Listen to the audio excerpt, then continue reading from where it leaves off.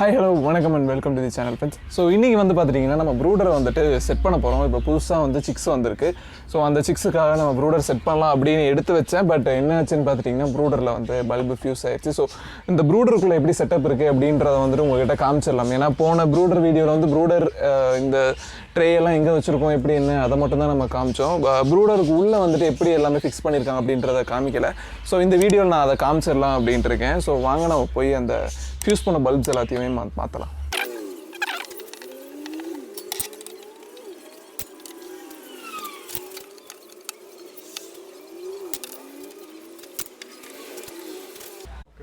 இப்போ மேலே நம்ம டாப்பில் இருக்க எல்லா ஸ்க்ரூவையும் கழட்டியாச்சு. இப்போ ஓப்பன் பண்ணலாம்.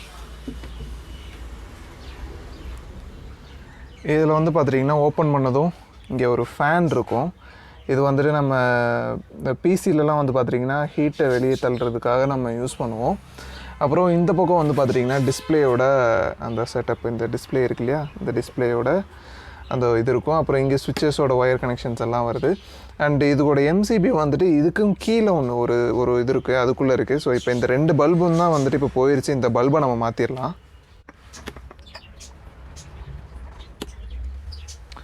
வந்து பார்த்துட்டிங்கன்னா நார்மல் டங்ஸ்டன் பல்பு தான். இது என்னன்னு தெரியல, நான் வந்துட்டு ஆல்ரெடி அவர் கால் பண்ணேன். ஸோ அவர் இந்த மந்த் வரேன்னு சொல்லியிருக்காரு, வந்து பார்க்குறேன் என்ன ப்ராப்ளம் அப்படின்னு சொல்லியிருக்காரு.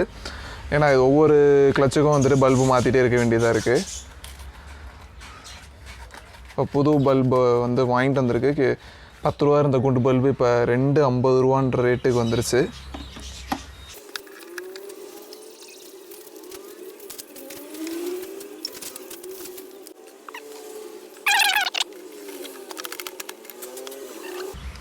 இப்போ வந்து சுவிட்ச் போட்டு ஒர்க் ஆகுதா என்னன்றதை பார்த்துடலாம். இங்கே வந்து பார்த்துட்டிங்கன்னா அந்த ஃபேன் ரன் ஆகுது, பல்பு இன்னும் எரியலை. இங்கே டெம்பரேச்சர் வந்து 32.5 வச்சுருக்கு. ஓகே, இப்போ இந்த ரெண்டு பல்பில் இருந்தால் நம்ம ப்ரூடருக்குள்ளே வர ஹீட் ஃபுல்லாமே ஜென்ரேட் ஆகும்.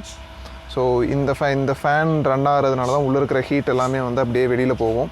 ஸோ உள்ளே வந்துட்டு உள்ளே காற்றும் வர்றதும் போகிறதும் வந்துட்டு ஈவனாக இருக்கும். ஸோ அதுக்காக தான் இந்த மாதிரி இந்த ஃபேனும் கொடுத்துருக்காங்க, இந்த லைட்டும் வந்து கொடுத்துருக்காங்க. ஸோ இப்போ வந்து நம்மகிட்ட ஒரு 5 chicks இருக்குது, அதையும் நம்ம வந்து பார்த்துடலாம்.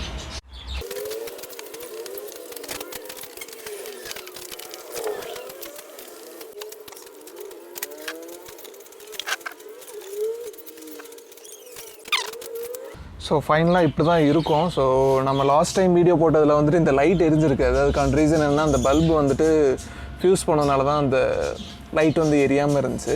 ஸோ இப்போ எல்லாம் மாற்றுறதுனால இப்போ பர்ஃபெக்டாக இருக்குது. இப்போ வந்து பார்த்துட்டிங்கன்னா நான் இப்போ ஒரு 5 minutes கழிச்சு இந்த வீடியோ எடுக்கிறேன். இங்கே வந்து 28.1 டிகிரி இருக்குது இல்லையா. ஸோ இது வந்து பார்த்துட்டிங்கன்னா 30-31 அந்த மாதிரி அதோட டெம்பரேச்சர் வந்துட்டு அதிகமாக இருக்கும். ஸோ அந்த வீடியோ அதை வந்துட்டு நான் உங்களுக்கு காமிக்கிறேன். இப்போ வந்து பார்த்துட்டிங்கன்னா இங்கே 20 டிகிரி செல்சியஸ் இருந்துச்சு இல்லையா. ஸோ 28 டிகிரி செல்சியஸ் இருந்தப்போ உங்களுக்கு காமிச்சேன். இப்போ வந்து பார்த்துட்டிங்கன்னா 32.2 வந்திருக்கு. இது வந்து 33.5 டிகிரி செல்சியஸ்க்கு வந்து வரணும். அப்போ தான் வந்துட்டு பேர்ட்ஸ் எல்லாத்துக்கும் கொஞ்சம் நல்லாயிருக்கும். ஏன்னா இது எல்லாமே வந்து பார்த்திங்கன்னா ஹேண்ட் ஃபீடிங் சிக்ஸ் அப்படின்றதுனால கொஞ்சம் டெம்பரேச்சர் அதிகமாக இருந்தாலும் ஒன்றும் பிரச்சனை இல்லை. அப்போ தான் நல்ல க்ரோத் வந்து இருக்கும்.